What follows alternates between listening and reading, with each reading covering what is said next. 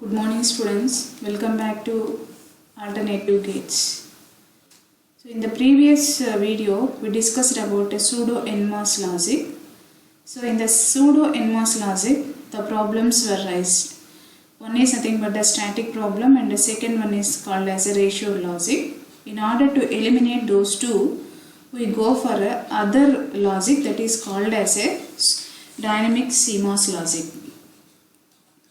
So first see the pseudo NMOS logic. So pseudo NMOS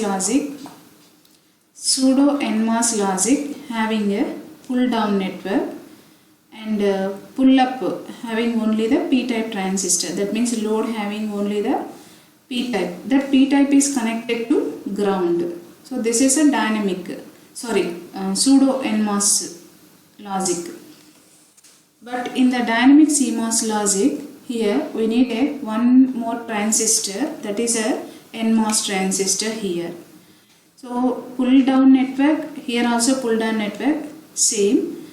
Here the P transistor is present, but here the gate is connected to ground, but here instead of connecting the ground, here we connect a phase. The pull down network with one extra transistor, that is called as a NMOS transistor. This NMOS is also connected to the phase. These two are in the same phase. So the dynamic CMOS logic is working under the two phases. One is called as a pre-charged phase and the second one is called as a evolution phase. First see what is meant by pre-charged phase. Pre-charged phase is nothing but the pi signal, that means this is connected to 0, therefore that is called as a pre-charged phase. And if a pi is connected to 1, that is called as a evolution phase. If it is 0, that is called as a pre-charged phase. If it is 1, that is called as a evolution phase. So first see how many number of transistors we require to build a dynamic CMOS logic. So in the pseudo NMOS logic we need a n plus 1 number of transistors, and here we require n plus 2 number of transistors. Why? Because here n number of transistors are present in the pull down network and plus 2 number of transistors are extra to construct a dynamic CMOS logic. So first see pre-charged phase. Pre-charged phase is nothing but pi signal is connected to 0. So pi is connected to 0 means it is always in the on state and it is always in the off state. So let's see here, if both are 0 means this transistor is in the off state. It is eliminated. So whatever may be the input, okay, why? Because it is in the open circuited condition. So automatically this transistor is also eliminated.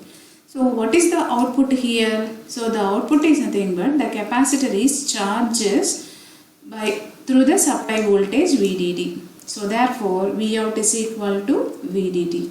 So this type of phase is called as a pre-charged phase.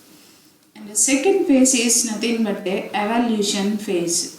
So in the evolution phase the pi signal, that means the phase is connected here 1.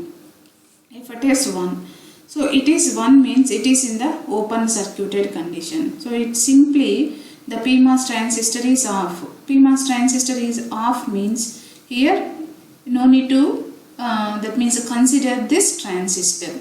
So if it is 1 and it is 1, no need to consider this one. So eliminate this part. Why? Because it is in the off condition. And now the output is depending upon the input. So depending upon the input means, why? Because it is in the on state. So n equal to 1 means here it is in the on state. Now we can consider this transistor. In the previous one it is in the open condition. So no need to consider this transistor. But here this transistor impedance is present. So in this one, if depending upon the input voltage, so if Vin is equal to 0, if Vin equal to 0 means this NMOS transistor is in the off state. If it is in the off state means it is simply open circuited. It is open circuited and it is open circuited. That means there is no path to charge the capacitor here, or there is no path to discharge the capacitor. So is there any path? No, it is not discharged charged, or it does not discharge. So still it is in the left floating. So, but in the previous pre-charged mode, what is the charge which is present in the capacitor? At a VDD. So evaluate, that means a floating node charge to VDD. And second, if Vn is equal to 1, so therefore output is equal to VDD. And second, Vn is equal to 1. If it is 1 means these two transistors acts as a short circuits. Why? Because these two are is in the on state. If these two are is in the on state means the capacitor is discharges like that. So therefore output is equal to 0. Okay. So but in the that means a pseudo NMOS two problems. One is a static problem and the second one is ratioed logic.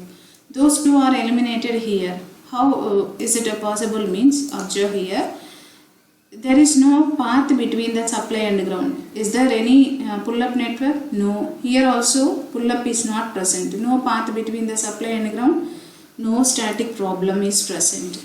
And the second one is nothing but a pre-charged. Second problem is nothing but a not pre-charged ratioed logic. So ratioed logic means if these two transistors are tried to involve in the output means then only that is called as a pre-charged. But here the pull-up network is fully eliminated here. Here also fully eliminated one. So the pull-up network does not involved to get a output one. So only the pull-down network is involved to get a output either the 0 or a 1. So therefore here ratioed logic is also eliminated in the evaluation phase of the dynamic CMOS. In the dynamic CMOS two problems are overcome. That means eliminated. Not only in the evaluation phase, if we observe the pre-charged phase here also. So these two transistors are not involved. So static problem is overcome, and second problem is nothing but ratioed logic. These two are not involved to get the output one. Here also ratioed logic and the static problems are eliminated. So therefore in the dynamic CMOS logic,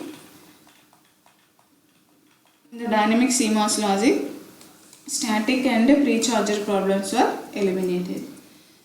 So this is nothing but a single dynamic CMOS logic.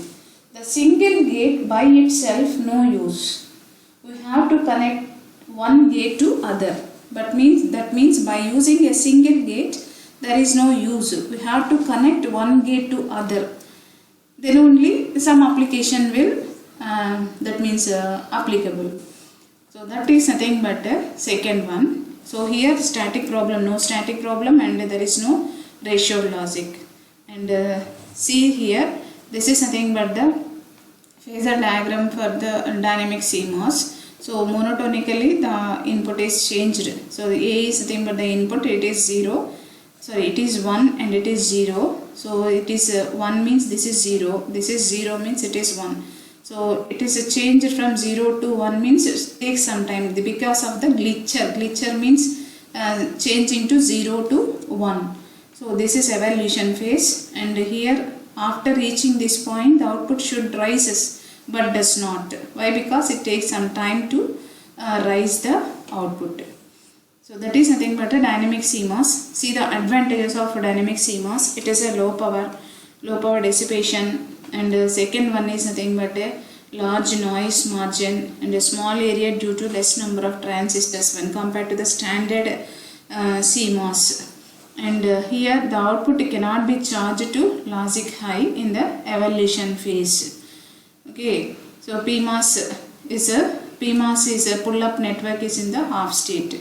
So it can only related to the logic, that is depends upon the input one. That is nothing but here static problem is overcome in this one. And disadvantages of this circuit is nothing but cascading is not possible. Why it is not possible means we will discuss later.